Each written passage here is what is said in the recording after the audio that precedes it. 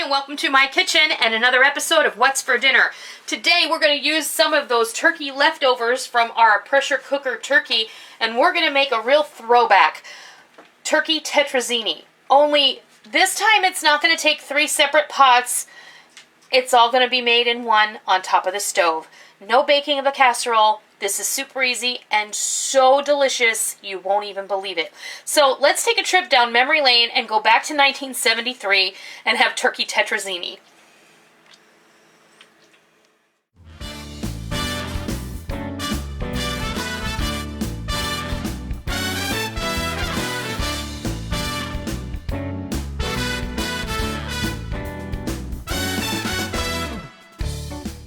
We're going to get started by doing an overview of all of the ingredients for our stovetop turkey tetrazzini, and then we're going to move over to the stove where we're going to build this and put it all together for supper. Now, for those of you who might not know what turkey tetrazzini is, it is a real throwback casserole to the 1970s. I did not grow up eating this. I discovered it in my late 20s. I have made it a couple of times before, but usually it's made on top of the stove using 3 or 4 pots, and then it's put into a casserole dish and baked for about a half an hour. But I took all of that business out of it, and I decided we're just going to make it on top of the stove because it's quick, it's easy, it's just as delicious, and it's a no-brainer. So what you're going to need to make turkey tetrazzini on top of the stove is 3 cups of diced cooked turkey meat. This is from our pressure cooker turkey that we made last week. You're going to need a pound of angel hair pasta, or whatever is your favorite. If you like spaghetti or fettuccine, it's just going to affect how long you're going to have to cook it in the liquid, okay? Pound of pasta, 3 cups of turkey. I have a pound of cremini mushrooms that are sliced. I have a cup of diced celery, a cup of diced onion. We're going to use a cup of Parmesan cheese to finish it off. And in order to build our roux, you're going to need a half a cup of butter, a half a cup of flour, 4 cups of chicken stock, whatever is your preference. This is a chicken base that I buy that's organic, that I rehydrate in some hot water. And then to finish everything off, we're going to make the sauce a little bit richer by using a cup of half and half.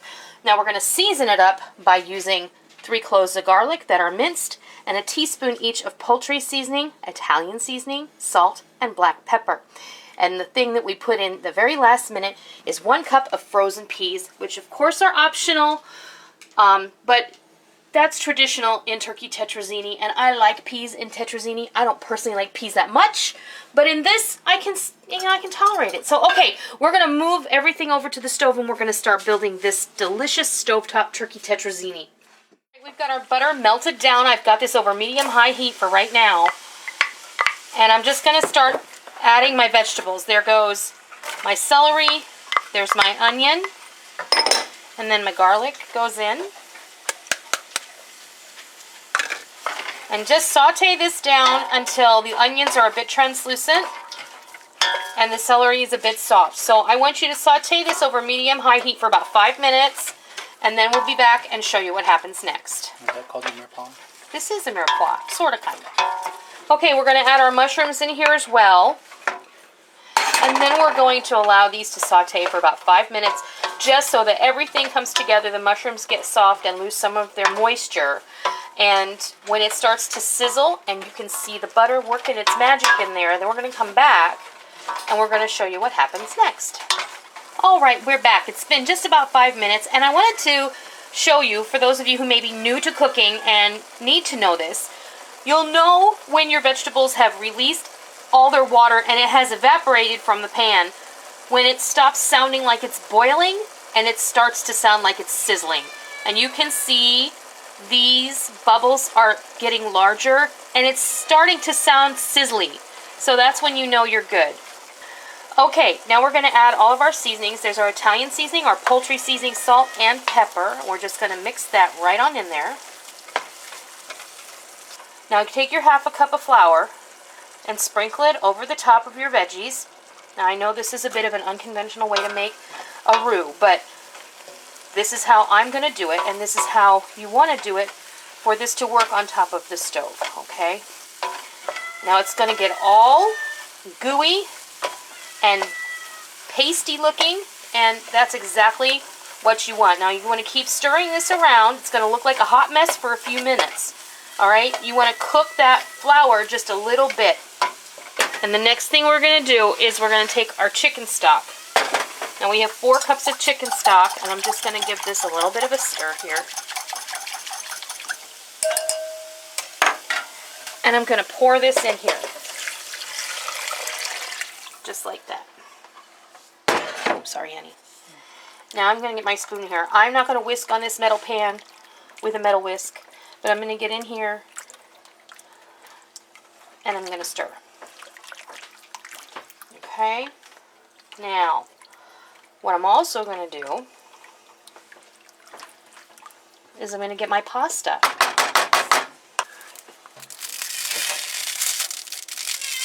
I like to break my pasta in half, and I'm going to put it right on in there. Okay, get it down in there. Stir it around so it doesn't stick together. Alright? I know this looks weird and unconventional, but I promise you it's going to be great. Okay, don't worry if you feel like you're breaking up the pasta. It's all good. This is a one-pot meal. You're going to serve it up in a bowl, and everybody's going to be happy. Okay, now what I want you to do is I want you to put the lid on this. I want you to leave it. I want you to turn it down to medium, pardon me. Turn it down to medium. I want you to simmer this for 8 minutes, and then when we come back, we're going to put everything else in here. Alright, it's been just about 8 minutes. I kept an eye on it. I took the lid off after about 5 minutes, and I've been standing here stirring it. Now we're going to add our turkey in. I have turned my burner down to a medium-low heat. Everything is kind of done in here now. So go ahead and stir in your half and half or your milk, whatever you want to use, and give this a slow, gentle stir. Stir that right in. It's going to make this nice and creamy. You don't have to use half and half. You can use milk, use skim milk, 2%, whatever you like, whatever you have on hand. And now we're going to use our Parmesan cheese. I'm going to use about a cup. And I'm just going to kind of mix that in like that so that that Parmesan melts on in there.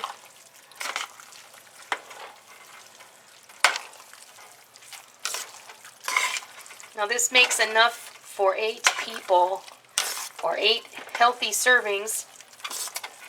So if you are 1 or 2 people, you can also, the leftovers can be individually portioned and frozen.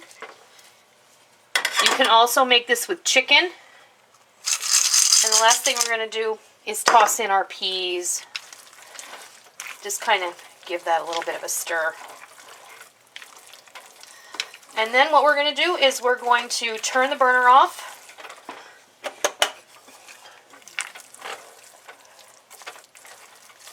And we're going to let this sit for 5 minutes. And then when we come back, we'll meet you at the counter. And we'll serve you a beautiful dish of stovetop turkey tetrazzini. Turkey tetrazzini all in one pot on top of the stove, super easy, and I have to tell you how delicious this is. I couldn't be happier. This is just one of those casseroles. You know what? It's right up there with tuna casserole, which I don't care what anybody says. Tuna casserole is awesome, and this is super awesome. This uses up some leftover turkey that we had in the fridge from our pressure cooker turkey, and I am also going to try and get 2 more meals out of that bird if it's the last thing I do, and those will be coming soon. But I'm going to have Rick give this a taste, even, you know, on camera, even though he already has tasted it. It's really, really delicious. And if you let it sit for just a few minutes, all of that sauce is going to come together. Oh, you need a pea on there. There you go. There's a nice bite. I think it's really delicious. Yes, it is.